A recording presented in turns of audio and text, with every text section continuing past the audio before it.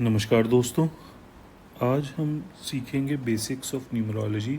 Start करेंगे हम आज कैलकुलेट करना सीखना कि मूलांक कैसे कैलकुलेट करते हैं, भाग्यांक कैसे कैलकुलेट करते हैं, एंड देन लोशो ग्रिड कैसे बनाते हैं हम, जो बहुत ही इम्पॉर्टेंट चीज़ होती है न्यूमरोलॉजी में आपके न्यूमरोस्कोप बनाने के लिए।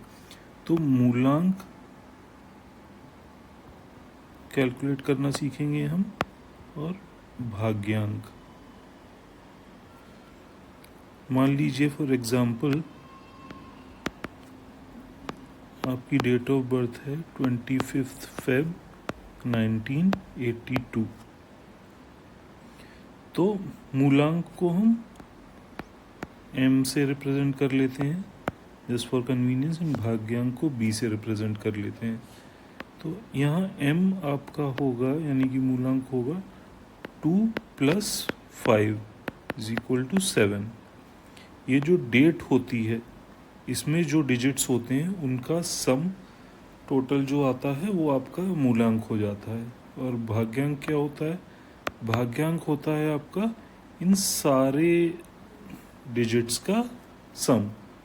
तो भाग्यांक कैलकुलेट करेंगे हम 2 + 5 + 2 + 1 + 9 + 8 + 2 = 5 + 2 7 + 2 9 + 1 10 19 8 27 + 2 29।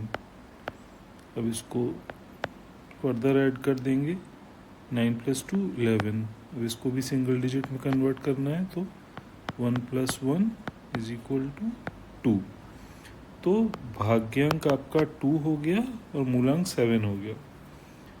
अब चलिए, अगर एक एग्जांपल से समझ में नहीं आया है, just to make you understand better, हम एक और एग्जांपल लेते हैं। डेट ऑफ बर्थ मान के चलते हैं हम, किसी की है 28 मई 5th मंथ होता है इसलिए 5 आया यहाँ पर, 1985। ओके, तो इसका मूलांक आप लोग मेरे साथ साथ कैलकुलेट करते चलिए तो आपको ज़्यादा बेटर क्लैरिटी आएगी। 28 है तो इसमें 2 + 8 करना होगा = 10, देन अगेन 1 + 0 = 1। तो ये मूलांक 1 हो गया है। भाग्यांक कैलकुलेट करेंगे तो 2 + 8 + 5 + 1 + 9 + 8 + 5। ठीक है, तो इसका कैलकुलेशन 8 + 2 10 + 5 15 + 1 16 + 9 25 + 8 33 + 5 38। 38 + 8 + 3 11 = 1 + 1 2। भाग्यांक 2 हो गया, मूलांक 1 हो गया इस केस में। अब हम देखते हैं कि लोशो ग्रिड कैसे फिल करी जाती है। लोशो ग्रिड कुछ इस तरीके से होती है।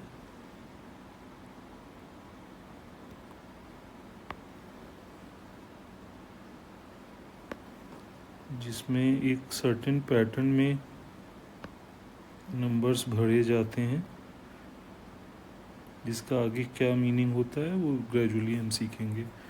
तो लोशो ग्रिड में नंबर 1 2 3 4 5 6 7 8 9, ये स्टैंडर्ड ग्रिड होती है हमारी। इसको लोशो ग्रिड बोलते हैं।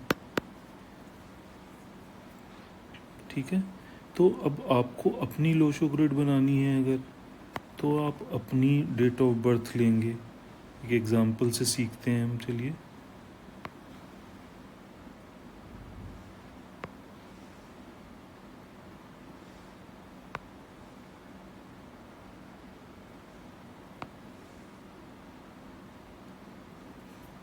ये ग्रिड बन गई। अब मान लीजिए आपकी डेट ऑफ बर्थ, ये ऊपर वाली डेट ऑफ बर्थ ही ले लेते हैं, 28/5/1985। तो अब इस ग्रिड में आप चेक करेंगे, इस तो ये स्टैंडर्ड लोशो ग्रिड है। अब ये हमने एक स्ट्रक्चर बनाया है, इसको फिल करेंगे हम इस डेट ऑफ बर्थ के यूज़ से।